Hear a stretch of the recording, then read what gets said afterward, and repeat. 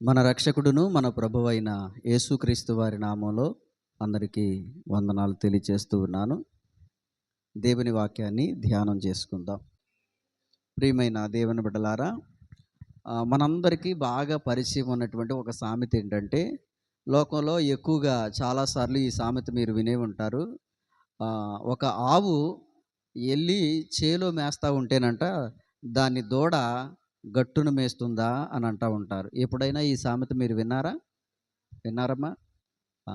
అందరికీ బాగా పరిచయం ఉన్నటువంటి సామెతే. దీని అర్థం ఏంటంటే, ఒక తల్లిగా ఉన్నటువంటి ఒక ఆవే ఒక రైతు వేసినటువంటి పొలంలోకి వెళ్ళి, ఆ గట్టు మీద మేయాల్సినటువంటి ఆవు కాస్త చేలోకి వెళ్ళి మేస్తూ ఉందంటే, అది మంచి పని కాదు. మరి తల్లే వెళ్ళి మేస్తా ఉందంటే, దాని పిల్ల ఇంకెందుకు వెళ్ళదో? దానికంటే ఇంకో 4 అడుగులు ముందుకే వేస్తది. కాబట్టి తల్లిని అనుసరించేటువంటిదిగానే పిల్ల కూడా అలా ఉంటది అని చెప్పడానికి, ఇంట్లో ఎవరైనా పెద్దోళ్ళు ఏదైనా ఆహ్, చేయరాని తప్పు గాని, ఏదైనా సరైనటువంటి మార్గంలో నడవలేనటువంటి వారుగా ఎవరైనా ఉంటే, వాళ్ళ తర్వాత వచ్చినటువంటి వాళ్ళ పిల్లలు కూడా అదే పని ఏదైనా చేశారనుకో, అలాంటి మార్గంలో నడిచారనుకో, అలాంటి సమయాలలో ఈ సామెతను ఎక్కువగా ఉపయోగిస్తా ఉంటారు. ఈ మాట మనం కూడా చాలాసార్లు వినే ఉంటాం. వాడికండి వాళ్ళ నాన్న బుద్ధులొచ్చినాయండి. వాడికండి వాళ్ళ అమ్మ బుద్ధులొచ్చినాయండి. ఆళ్ళ అమ్మ అంతేనండి.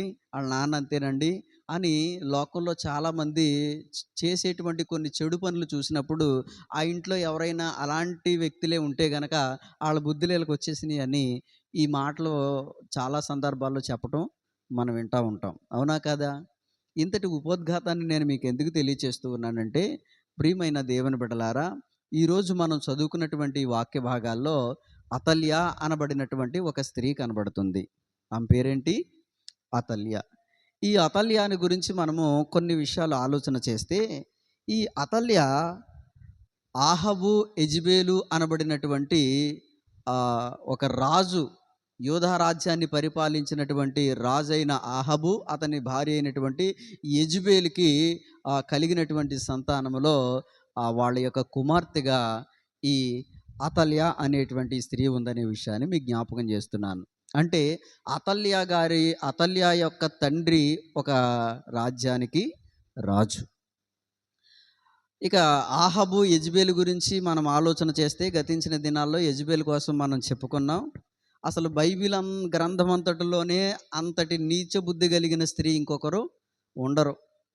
అలాంటి నీచ బుద్ధి, వక్ర బుద్ధి కలిగినటువంటి ఆ స్త్రీకి కలిగినటువంటి సంతానములోనే ఈ అతల్య అనబడినటువంటి ఈ స్త్రీ కూడా ఆమె కుమార్తెగా ఉంది అనే విషయాన్ని మీకు జ్ఞాపకం చేస్తూ ఉన్నాను.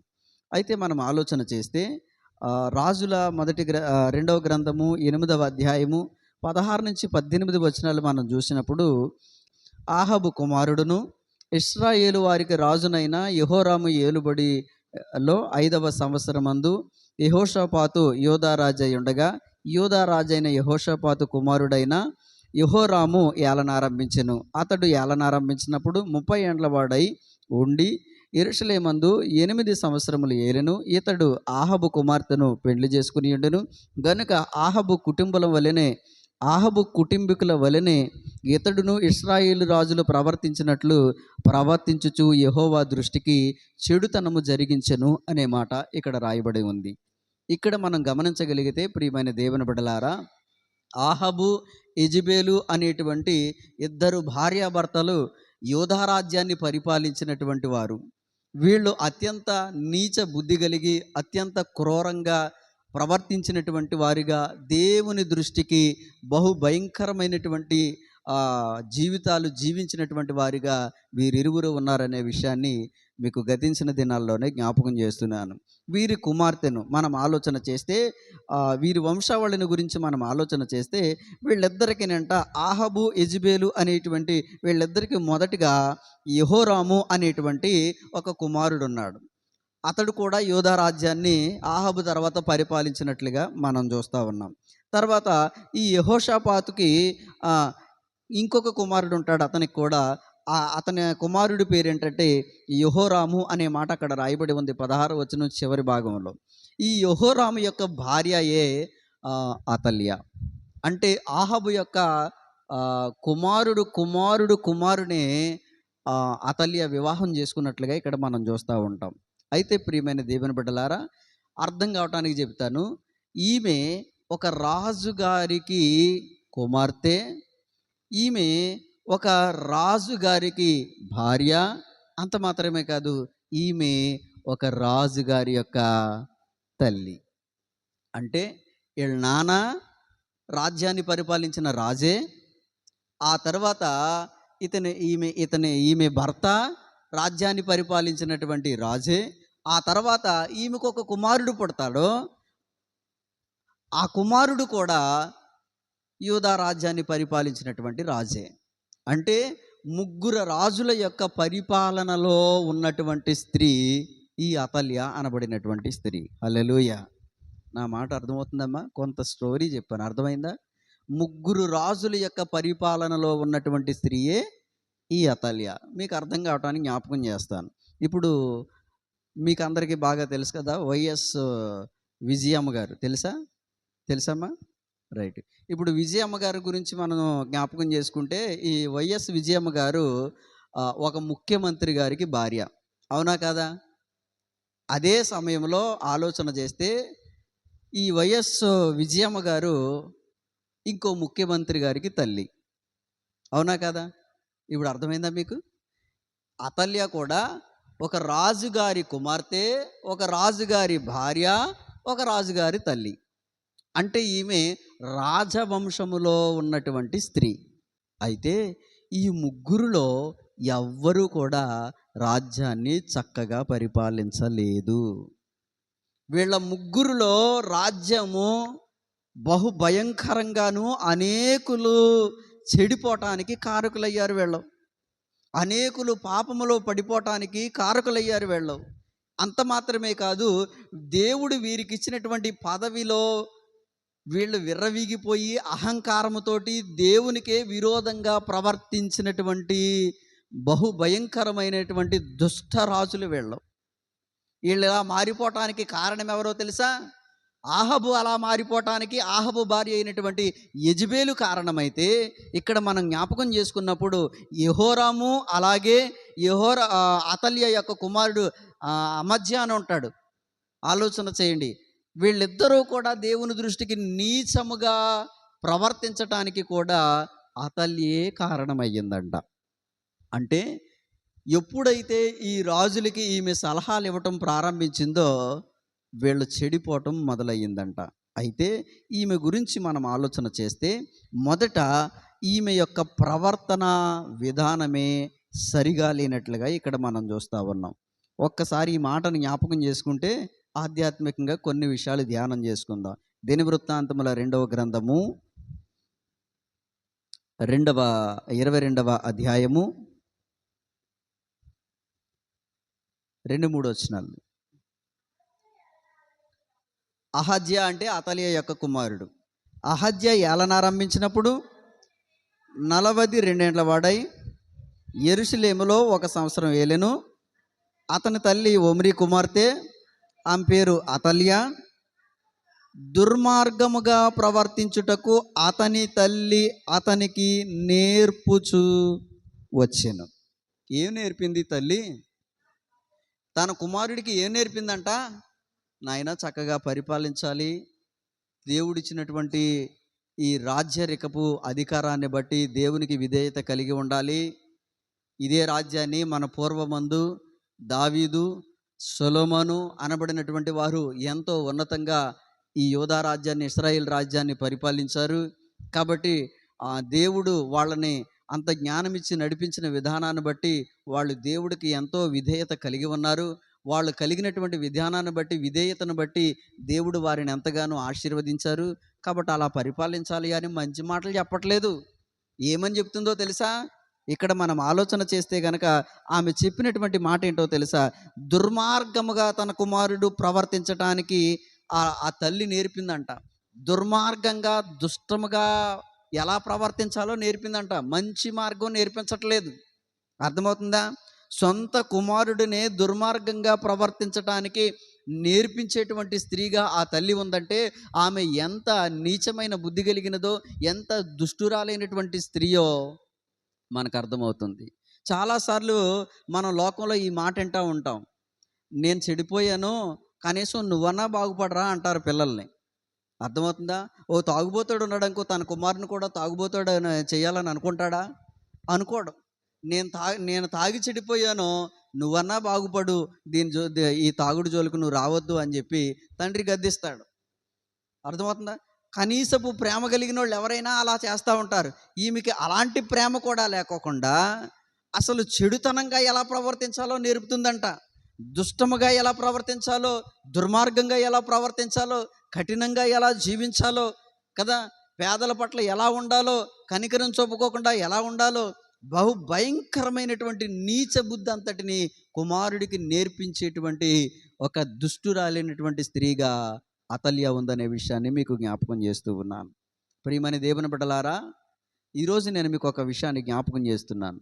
ఈరోజు మనం ప్రవర్తించేటువంటి ఈ ప్రవర్తన ఏదైతే ఉందో దీని ప్రభావము మన పిల్లల మీద కూడా పడుతుంది. జాగ్రత్తగా ఆలోచన చేయండి. ఎందుకంటే బైబిల్లో ఒక మాట వ్రాయబడి ఉంది, తండ్రి ఏదు చేయుట చూచును కుమారుడు దానిని చేయును అనుసరించును అని వాక్యం ఉంది. ఇంట్లో తల్లిదండ్రులు ఏం చేస్తారో పిల్లలు కూడా దాన్ని అనుసరిస్తూ ఉంటారు. మనం నేర్పించని అవసరం లేకోకుండానే పిల్లలు ఆటోమేటిక్గా తల్లిదండ్రుల దగ్గర నుంచి కొన్ని విషయాలు నేర్చుకుంటూ ఉంటారు. మనం ఇంట్లో బూతులు మాట్లాడుతున్నాం అనుకో, పిల్లలు కూడా అవే నేర్చుకుంటారు. మనం ఇంట్లో మన ఇష్టానుసారంగా దెబ్బలాడుతూ ఉన్నామనుకో, పిల్లలు కూడా అవే నేర్చుకుంటూ ఉంటారు. ఆలోచన చేయండి.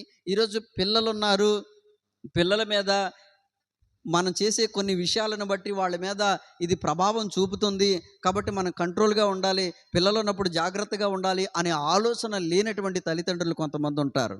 జ్ఞాపకం చేస్తూ ఉన్నాను ప్రియమైన దేవుని బిడ్డలారా, మీ ప్రవర్తన విధానం మీ పిల్లల ముందు చాలా జాగ్రత్తగా ఉండాలి. ఎందుకంటే పిల్లలు ఆటోమేటిక్గా ఆ విషయాలు వాటిని ఆటోమేటిక్గానే స్వీకరించేటువంటి వారిగా ఉంటారు. ఆలోచన చేయండి. కొన్నిసార్లు మనం చేసేటువంటి కొన్ని చెడు పనులు, కుటుంబాలలో తల్లిదండ్రులు చేసేటువంటి కొన్ని చెడు పనులు పిల్లల మీద ప్రభావం చూపిస్తూ ఉంటాయి. ఆలోచన చేయండి. చాలామంది కుటుంబాలలో రకరకాలైనటువంటి చెడు అలవాట్లు ఉన్నటువంటి వాళ్ళు ఉంటారు. స్మోకింగ్ చేసేవాళ్ళు, డ్రింకింగ్ చేసేటువంటి వాళ్ళు, ఇలాంటి వాళ్ళన్నీ కొంతమంది చెడు అలవాట్లు కలిగిన వాళ్ళు ఏం చేస్తారంటే పిల్లల ముందే ఆ పనులు చేస్తూ ఉంటే పిల్లలు ఆటోమేటిక్గా వాటిని నేర్చుకోవడానికి ప్రయత్నం చేస్తూ ఉంటారు. ఆలోచన చేయండి. ఓ తండ్రి ఒక ఇంట్లో ఒక సిగరెట్ కాల్చి పక్కన పడేస్తేనంట, నేను చాలా కాలం క్రితం ఈ విషయాన్ని విన్నాను. ఓ తండ్రి పిల్లల ముందే సిగరెట్ కాల్చి అలా పక్కన పడేసి అలా వెళ్ళిపోతే ఆ సిగరెట్ ఇంకా ఆరకపోతే ఇంకా కొంచెం ఉంటే పిల్లోడు తీసి దాన్ని కూడా కాల్చడం మొదలు పెట్టాడంట. అంటే మా నాన్నే కాల్చాడు, నేను కాల్స్తే తప్పేముంది అనేటువంటి ఆలోచన ఆ పిల్లోడిలోకి వచ్చేసింది. నేనేం జ్ఞాపకం చేస్తున్నానంటే పిల్లల ముందు ప్రవర్తన విధానం చాలా జాగ్రత్తగా ఉండాలి. కొంతమంది పేరెంట్స్ చూడండి, పిల్లల ముందు దెబ్బలాడుకుంటారు, పిల్లల ముందు కొట్లాడుకుంటారు, ఇష్టం వచ్చినట్లుగా ప్రవర్తిస్తూ ఉంటారు, పిల్లల ముందు ఇష్టం వచ్చినట్లుగా బూతులు మాట్లాడుతూ ఉంటారు. పిల్లల మీద ఆ విషయాలు ప్రభావం చూపిస్తాయనే విషయాన్ని మీకు జ్ఞాపకం చేస్తూ ఉన్నాను. కాబట్టి పిల్లలను పెంచే విధానంలో మనం జాగ్రత్తగా ఆలోచన చేస్తే ఓ మంచి విధానంలో పెంచాలి. హెప్సిబా అనేటువంటి ఇంకో తల్లి ఉంటుంది, అతనికి ఒక కుమారుడు ఉంటాడు. మనషే అనబడినటువంటి ఒక కుమారుడు ఉంటాడు. అతడు కూడా రాజే, అతడు కూడా ఇశ్రాయేలు రాజ్యాన్ని పరిపాలించినటువంటి రాజే. కానీ అతడు కూడా ఇశ్రాయేలీలో అనేక మంది చెడిపోవటానికి కారకుడయ్యాడంట. ఆ తల్లి ఆ బిడ్డను అలా పెంచిందంట. ఇక్కడ ఈ అతల్య అనబడినటువంటి ఈ తల్లిని కూడా మనం చూసినప్పుడు తన కుమారుడిని ఎలా పెంచిందో తెలుసా? ఇక్కడ మనం ఆలోచన చేస్తే గనక దుర్మార్గంగా ప్రవర్తించడం నేర్పించిందంట, చెడుతనాన్ని నేర్పించిందంట. ఆలోచన చేయండి. ఈరోజు చిన్న చిన్న వయసులోనే పిల్లలకి చెడు అలవాట్లు అలవాటైపోతూ ఉన్నాయి. ఆలోచన చేయండి. మనం చేసే కొన్ని పనులు పిల్లల మీద ప్రభావం చూపిస్తూ ఉంటాయి. జాగ్రత్తగా వినండి ప్రియమైన దేవుని బిడ్డలారా. నేను చాలా కాల క్రితం మా చిన్నతనంలో, నేను బాగా చిన్న వయసులో ఒక 3 ఏళ్ళు 4 ఏళ్ళు ఉండేటువంటి వయసులో మా అమ్మమ్మ వాళ్ళది వెంప వెళ్ళాను.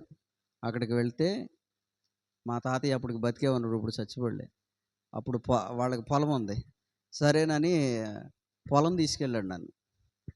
పిల్లోడినే 3 ఏళ్ళు 4 ఏళ్ళు ఉంటాయి. ఆ సమయంలో పొలం తీసుకెళ్ళాడు.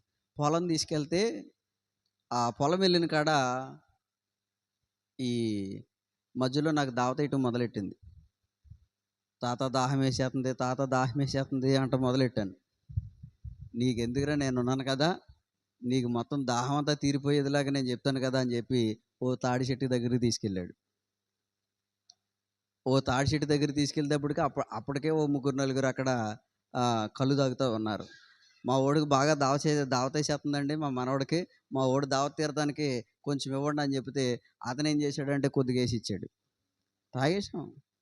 ఆ టైంలో ఆ 3 ఏళ్ళు 4 ఏళ్ల వయసులో తాగేసాం.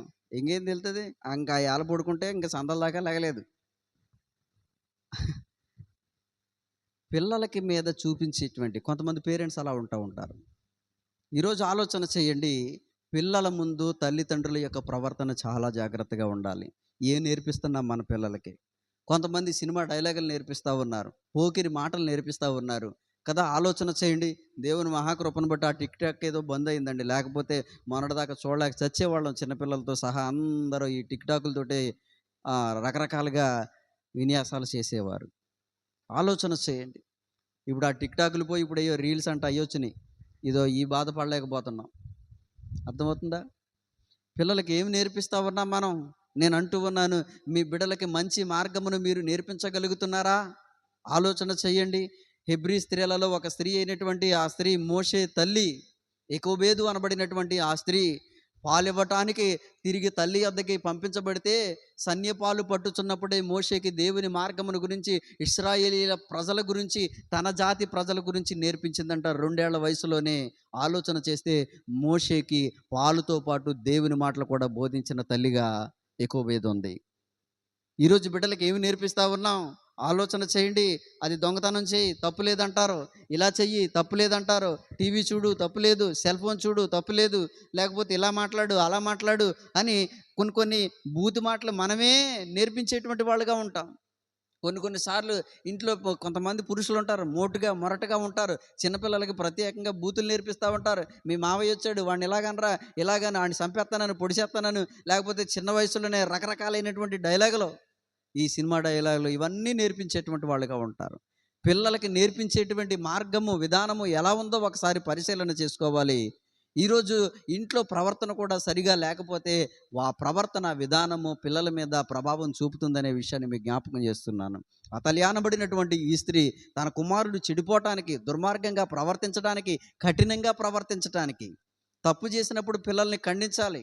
ఆలోచన చేయండి. కుమారుడిని శిక్షించమని దేవుని వాక్యం తెలియజేస్తూ ఉంటే గారాభం ఎక్కువైంది, తప్పు చేసినా పర్వాలేదని సమర్థిస్తూ ఉంటారు ఈ రోజుల్లో. పిల్లల యొక్క తప్పులను కూడా సమర్థించేటువంటి పేరెంట్స్ ఈ రోజుల్లో పెరిగిపోయారు. దేవుని వాక్యం తెలియచేస్తూ ఉంది, తప్పును తప్పుగానే ఖండించాలి. ఆ మొదట్లో చేసినటువంటి చిన్న పొరపాటుని మొదట్లోనే ఖండించుంటే, బూతు మాట్లాడినప్పుడే నోటి మీద ఒకటి వేసుంటే, ఆలోచన చేయండి. దొంగతనం చేసినప్పుడే ఆ పెన్సిల్ అట్టుకొచ్చినప్పుడు, ఆ పెన్ అట్టుకొచ్చినప్పుడు బెత్తంతో ఒకటి వేసుంటే రేపొద్దున వాడు పెద్ద దొంగతనం చేయకోకుండా ఉంటాడు. ఆలోచన చేయండి ప్రియమైన దేవుని బిడ్డలారా. పిల్లల మీద అలాంటి ప్రభావం చూపిస్తూ ఉంది. మనందరికీ బాగా పరిచయం ఉన్నటువంటి ఒక స్టోరీ. ఒక కుమారుడంట, ఓ తల్లికి ఏకగాని ఒకే ఒక్క కుమారుడు ఉన్నాడంట. ఆ కుమారుడు ఒకరోజు స్కూల్కి వెళ్ళి వస్తా వస్తా తన తల్లికి ఒక తోటకూర కట్టట్టుకొచ్చాడంట. తోటకూర కట్టట్టుకొస్తే ఆ తల్లి అన్నదంట, మా నాయనే, నా బంగారమే భలే తెచ్చవరా అని చెప్పి కూర వండేసిందంట. అర్థమైందా? తర్వాత మరికొంత కాలానికి ఈ మెడలో వేసుకునేటువంటి బంగారపు చైన్ ఒకటి అట్టుకొచ్చాడంట. అబ్బా, నా కొడుకు ఎంత బంగారము అని చెప్పి ముద్దెట్టుకుని చక్కగా మెడలో వేసుకున్నదంట. అలా అలా అలా అలా ఆడు పెద్దోడైపోయాడు. పెద్దోడైపోతే ఓ రోజు ఒక పెద్ద బ్యాంకుకి దొంగతనం చేశాడంట. కానీ దొరికిపోయాడు. జైల్లో పెట్టారు. పోలీసులు చితకబాదేశారు. అప్పుడు ఆ తల్లి ఆ జైల్లో ఉన్నటువంటి తన కుమారుడిని పరామర్శించడానికి వెళ్ళి, నాన్న ఎందుకు చేసావురా ఈ పని, తప్పు కాదా అన్నదంట. అప్పుడు వాళ్ళ అమ్మ దగ్గర కేకేసి, అమ్మా, నేను తోటకూర కట్ట తెచ్చినప్పుడే ఈ మాట అనుంటే బాగుండు కదమ్మా, నేను బంగారపు సైనట్టుకు వచ్చినప్పుడే ఈ మాట అనుంటే బాగుండు కదమ్మా, అప్పుడు గద్దించలేదు. అది మంచి పనేమో అని అనుకుని నేను దానికి అలవాటు పడిపోయాను. అప్పుడు నువ్వు సంతోషపడుతున్నావని, ఇది మంచి పనేమో, ఇలా చేయొచ్చేమో, మా అమ్మ నన్ను తిట్టలేదు, ఏమనలేదు, ఇది మంచి పనేమోనని నేను దీనికి అలవాటు పడిపోయాను. ఈరోజు చెప్తున్నావమ్మా ఇది తప్పని అన్నాడంట. అందుకని లోకంలో కూడా ఒక సామెత ఉంటది. మొక్కై వంగనదంట, మ్రానయ్యాక వంగదో.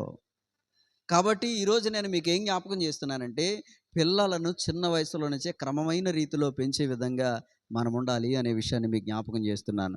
కానీ ఒక తల్లి తన కుమారుడిని దగ్గరుండి దుర్మార్గంగా ప్రవర్తించటానికి నేర్పిస్తూ ఉందంటే, ఈమె ఎంత దుష్టురాలో ఇక్కడ మీకు దీనిని బట్టి అర్థమవుతూ ఉంది. ఇకపోతే ఒకరోజు ఈ కుమారుడిని చంపబడతాడు. తన కుమారుడైనటువంటి ఈ అమధ్యానబడినటువంటి ఈ రాజు చంపబడిన తర్వాత ఆమె చేసినటువంటి మరొక దుర్మార్గమైన పనిని చూస్తే, రాజుల 2వ గ్రంథం 11వ అధ్యాయము మొదటి వచనాన్ని మనం చూసినప్పుడు, ఈ అహజ్యా తల్లి అయినటువంటి అతల్య చేసినటువంటి ఒక పని ఏంటంటే, అహజ్యా తల్లి అయిన అతల్య తన కుమారుడు మృతినందునని తెలుసుకొని లేచి రాజకుమారులందరినీ నాశనం చేసెను. ఏం చేసిందో తెలుసా? ఎప్పుడైతే ఈ అహజ్యా అనబడినటువంటి అతల్య కుమారుడు చంపబడిన తర్వాత ఈమె చేసిన పని ఏంటో తెలుసా? రాజకుమారులందరినీ నిర్మూలం చేసేసిందంట. అంటే హంతకురాలు రాజకుమారులందరినీ నిర్మూలం చేసినటువంటి దుష్టురాలుగా ఈ అతల్య ఉందనే విషయాన్ని మీకు జ్ఞాపకం. ఎందుకు చంపింది? తన కుమారుడు చనిపోతే మిగతా రాజకుమారులందరినీ ఎందుకు చంపాలి? చిన్న వయసులో. ఎందుకంటే వాళ్ళు పెద్ద దిగితే వాళ్ళు పదవిలోనికి వస్తారు కాబట్టి అధికారం వేరే వాళ్ళ చేతిలోనికి వెళుతుందని మిగతా రాజకుమారులందరినీ కూడా చంపించేసిందంట. చంపించేసి ఈమె ఒక్కతే రాజ్యాన్ని వేలుతున్నట్లుగా మనం చూస్తున్నాం. అతల్య దేశమును ఏలుచుండగా అనే మాట 3వ వచనంలో రాయబడి ఉంది. రాజకుమారులందరినీ చంపించినటువంటి దుష్టురాలైన దుర్మార్గురాలైనటువంటి స్త్రీగా ఈ స్త్రీ ఉంది. అర్థమవుతుందా? కాబట్టి ప్రియమైనటువంటి దేవుని బిడ్డలారా, ఈ అతల్య గురించి చాలా క్లుప్తమైన సందేశాన్ని మీకు తెలియచేశాను. ఈమె అత్యంత నీచ బుద్ధి కలిగి దుష్టురాలైనటువంటి స్త్రీగా, రాజకుమారులను సంహరించి నిర్మూలం చేసినటువంటి స్త్రీగా, ఇంకా ఆలోచన చేస్తే గనక తన కుమారుడిని దుర్మార్గంగా ప్రవర్తించటానికి ప్రవర్తన విధానాన్ని నేర్పించినటువంటి ఓ భయంకరమైనటువంటి స్త్రీగా ఈమె ఉంది అనే విషయాన్ని మీకు జ్ఞాపకం చేస్తున్నాను. అలాంటి తల్లులు ఎవరైనా ఉంటే, పిల్లలు చెడిపోవటానికి మార్గాన్ని చూపించేటువంటి వారు ఎవరైనా ఉంటే, చెడు చేసే వారిని ప్రోత్సహించే వారిగా ఉంటే, అటివారు దేవుని శిక్షావిధికి గురవుతారనే విషయాన్ని మీకు జ్ఞాపకం చేస్తున్నాను. కాబట్టి అసలు పిల్లలు చెడిపోవటానికి మొదటి కారణం తల్లిదండ్రుల యొక్క ప్రవర్తన ప్రభావము పిల్లల మీద చూపుతుంది అనే విషయాన్ని కూడా మీకు జ్ఞాపకం చేస్తూ, మొదట మన ప్రవర్తన సరిగా ఉండి మన పిల్లలను సరిగా పెంచేటువంటి వారిగా ఉండాలి అనే విషయాన్ని మీకు జ్ఞాపకం చేస్తున్నాను. మోషేకి తన తల్లి దేవుని మాటలు చెప్పినట్లుగాను, సమూయేలుకి తన తల్లి హన్నా మంచి మాటలు చెప్పినట్లుగాను, అలాంటి తల్లుల వలె మనముండాలి అనే విషయాన్ని మీకు జ్ఞాపకం చేస్తూ, ఈ అతల్య అనబడినటువంటి ఈ స్త్రీ తన కుమారుడు చెడిపోవటానికి, దుర్మార్గంగా ప్రవర్తించటానికి, దేవుని దృష్టికి నీచుడైపోవటానికి ఆ తల్లే కారణమయ్యింది. కాబట్టి మన పిల్లలు చెడిపోవటానికి మనం కారకులు అవ్వకూడదు. మన పిల్లలు దారి తప్పిపోతే గనక సరైన మార్గంలో నడిపించటానికి మనం వారిని గద్దించాలి, బుద్ధి చెప్పాలి, వారి కొరకు ప్రార్థన చేసేటువంటి వారిగా ఉండాలి అనే విషయాన్ని మీకు జ్ఞాపకం చేస్తూ ఈ మాటలు ముగిస్తున్నాను. దేవుడి ఈ మాటలు మన వినికిడిలో దీవించునుగాక. ఆమేన్.